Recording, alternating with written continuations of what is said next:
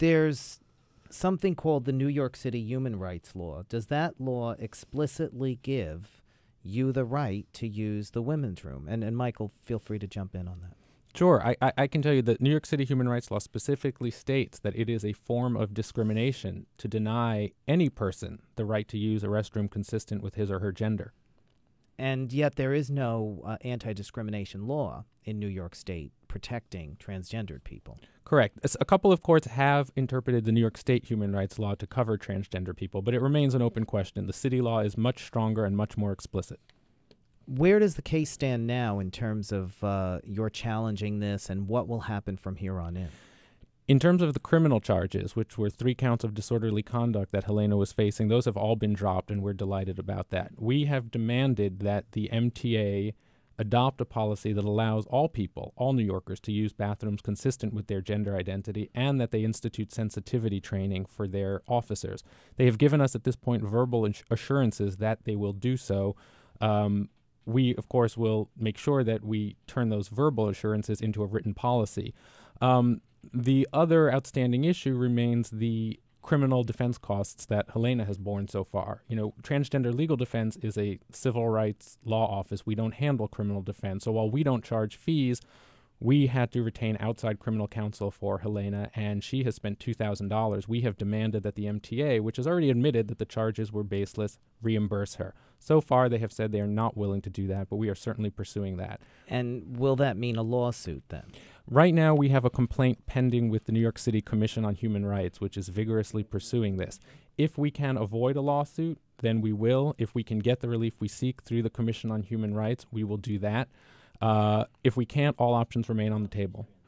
Our number, if you have a question or a comment for my guests, is 866-305-6887, toll-free across North America. I'm Michelangelo Signorelli, and in studio here with me is Helena Stone. She is the Verizon repair worker. We've been talking about her over the past few days, who was harassed, arrested by the Metropolitan Transit Authority police in Grand Central Terminal simply for wanting to go to the bathroom, simply for existing there and working, forced to, as you heard, relieve herself in a cup during work.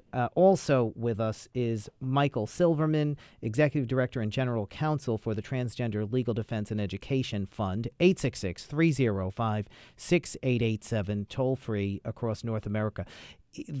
One of the police officers had said to you, I'm going to put you on the front pages of the newspaper. Now you've been on the front pages of the newspaper. What has it been like? It's not having the effect, I think, that he wanted. No. Tell us what it's been like. It's been quite wonderful in the last few days. People come up to me in Grand Central Station and wish me luck, say that give me congratulations. People who just are traveling through. Grand Central Station, of course, is where people come in from outside the suburbs, outside all over the place in New York by train. A lot of people who work in Manhattan. They've just people you don't know at all, just coming up to you and congratulating you. Definitely. Wow. It's wonderful. And what has been, have you gotten any kind of adverse reaction, any kind of hatred directed toward you, any of that kind of thing, the kind of stuff these police were promoting? Not that I know of.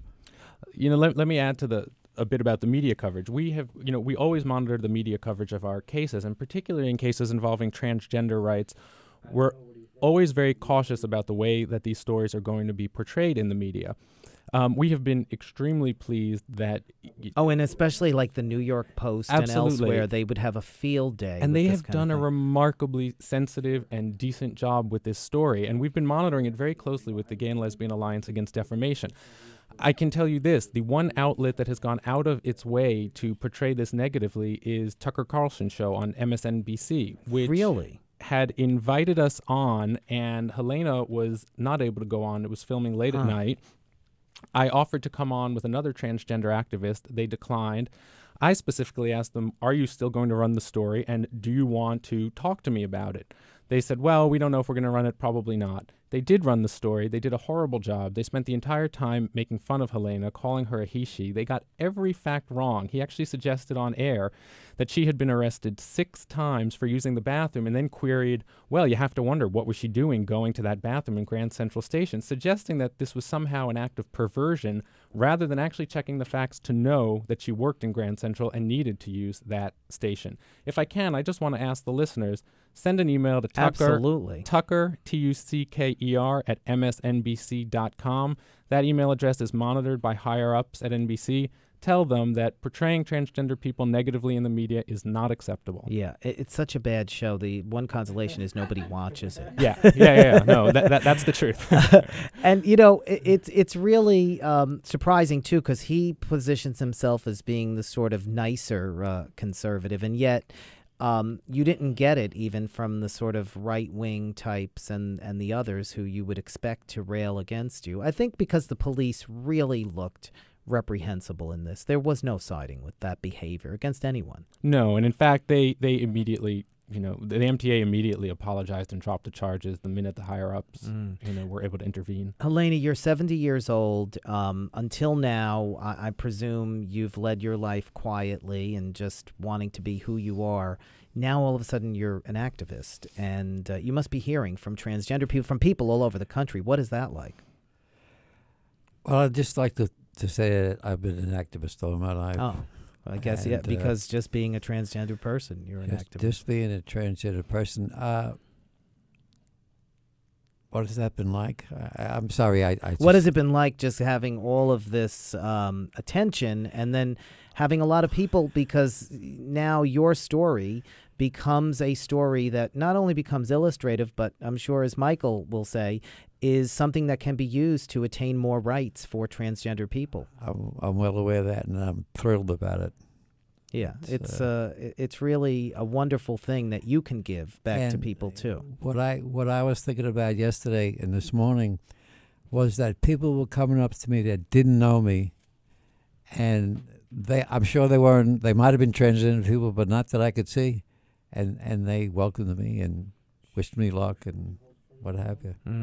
And Michael, you must be hearing from a lot of people and connecting with a lot of people on this as well.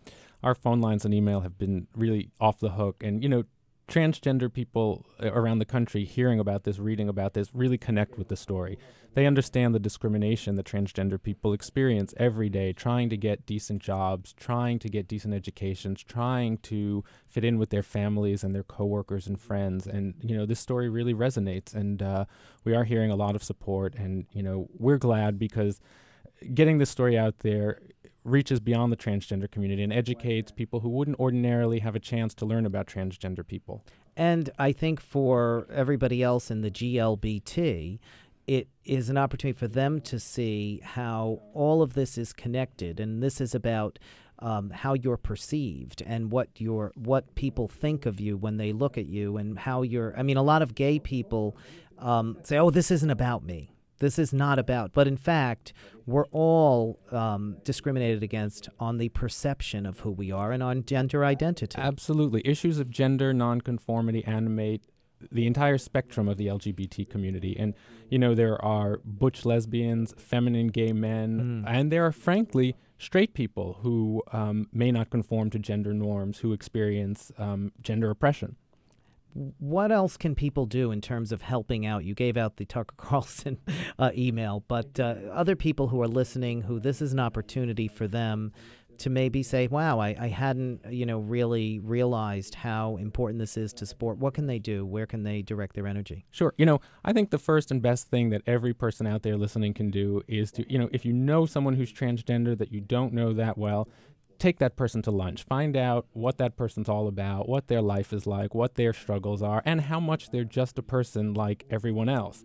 If anyone wants more information about transgender civil rights and legal issues, they can check out our website, www.transgenderlegal.org. If they want to get in touch with us, they can send us an email, info@transgenderlegal.org. We love to hear from people. We're swamped right now, but we get back to everyone. Helena, are you back to using that bathroom now every day and being proud? Yes, I am. Good for you. Thank you so much, both of you, so for welcome. coming on today. Helena Stone and Michael Silverman of the Transgender Legal Defense and Education Network. It's coming up to 9 minutes before the hour.